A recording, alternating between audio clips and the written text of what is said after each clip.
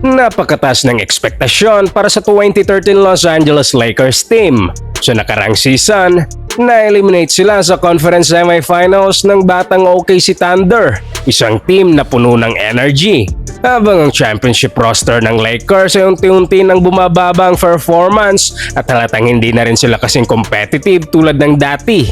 Dinumina sila ng Thunder at na-outclass sa bilis at athleticism lalo na sa backcourt, kaya obvious na kailangan nila ng mas mabilis, mas athletic at mas solid na depensa. Pero taliwas dito ang ginawa nila nang kumuha ang LA ng matanda at least athletic point guard.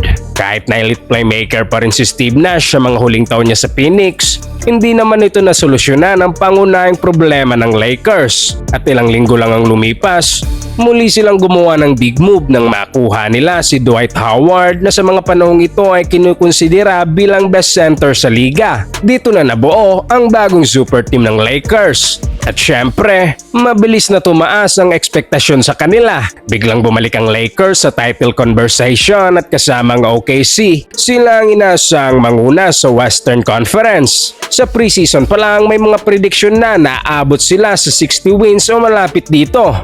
Pero gaya ng alam natin, hindi naging maganda ang kinalabasan nito at maraming dahilan kung bakit ito nangyari. Kaya't isa-isahin natin yan. Una ay injuries.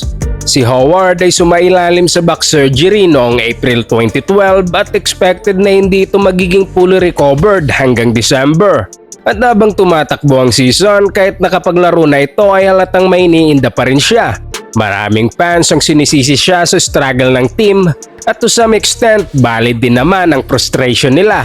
Hindi rin naman masama ang stats ni Howard na nag-average pa rin ng 17 points at 12 rebounds na may 58% shooting, ngunit iba pa rin ang stats sa napapanood sa laro.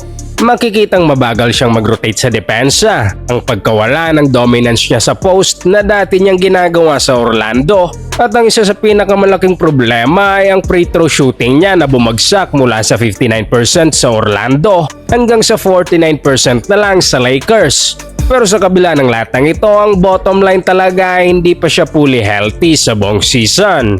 Samantalang si Steve Nash ay may nararamdaman na ring pananakit sa likod niya.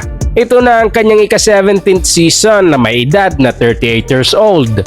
Sa ikalawang game pa lang sa season, nagkaroon agad siya ng fracture sa binti at nakamiss ng 2 buwan.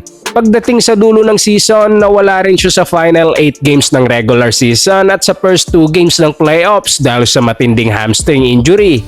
Si Pau Gasol naman ay nagkaroon din ng concussion at foot injury. Samantalang napunit naman ang Achilles na Kobe Bryant sa mga huling bahagi ng season kaya hindi ito nakapaglaro sa playoffs. Sa kabuuan, ang Big Four na ito ay nakamiss ng 75 games sa regular season kaya hindi talaga sila nagkaroon ng sapat na oras para makabuo ng chemistry bilang isang koponan. Pangalawa, hindi rin talaga nag-click ang team kahit pasabay-sabay silang naglalaro. Ang starting lineup kasama sina Kobe, Nash, Metta World Peace, Gasol at Howard ay may net rating lang na plus 3.3 per 100 possessions. Sa katunayan, kung ikukumpara sa ibang lineups ng team na nakapaglaro ng at least 100 minutes na magkakasama, pang-5 lang sila sa pinakamagaling. Ang mas interesting pa kapag may ilang pagbabago sa lineup, mas gumaganda pa ang performance ng koponan. Halimbawa, kapag si Earl Clark ay pinalit kay Pau Gasol, nagiging plus 3.8. Kapag si Steve Blake ang ipinalit kay Steve Nash ay umaabot ng plus 16.3. Kapag pinalitan naman ni Anton Jamison si Gasol, plus 19.7. At kapag si Jody Mix ang kapalit ni Gasol, umaabot pa ng plus 31.6. Dito mo makikita ang pattern na ibig sabihin nahihirapan si Gasol na mag-fit sa bagong sistema ng team. Initially, si Mike Brown ang coach ng team, pero matapos mag 0-8 sa preseason at 1-4 sa regular season, tinanggal din siya. Ang Preston offense na sinusubukan niyang i-implement ay actually magandang idea. Halos kawig ito ng triangle offense at sa papel, bagay naman ito sa personnel ng Lakers.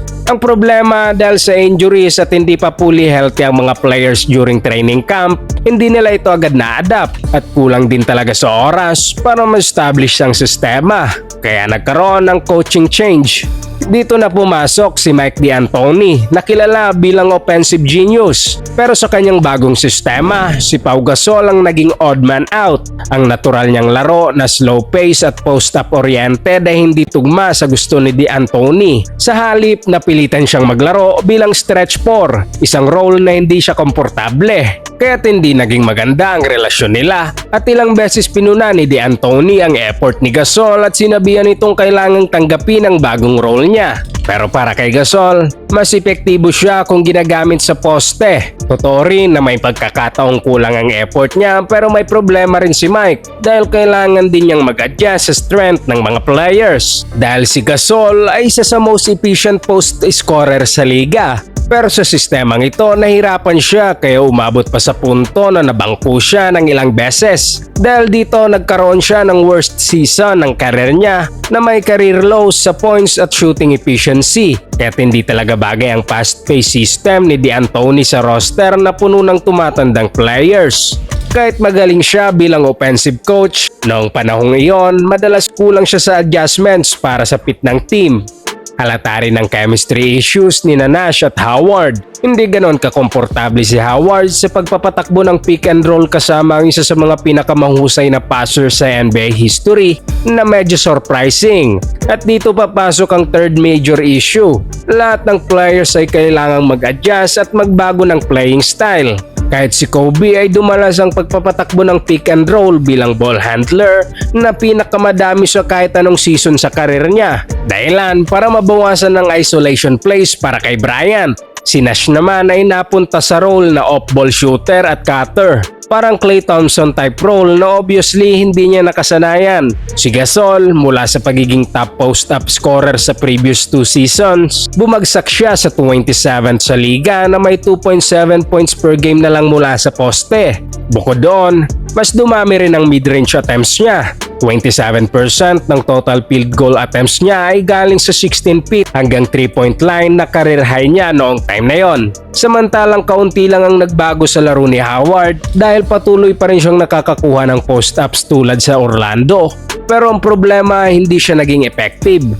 At ang main issue kapag may super team, kailangan talagang may magsakripisyo at mag-adjust para sa team. Pero sa kaso ng Lakers, pinagsama-sama nila ang injuries, edad, bad coaching at hirap ang players na mag-adapt kaya't nag-struggle sila sa buong season. Pagsapit ng March, nakikipaglaban pa rin sila para sa playoff spot. Naging controversial pa nga ito dahil may mga fans na nagsasabing tinutulungan sila ng referees para makapasok sa playoffs. Pero kahit ano pa man nang mapunit ang Achilles ni Kobe sa pagtatapos ng season, tila dito na natapos ang lahat. Na-sweep sila ng Spurs sa first round at ito ang naging isa sa pinaka-disappointing season sa history ng Lakers. Pagkatapos ng season, gumawa ang franchise ng malaking pagbabago.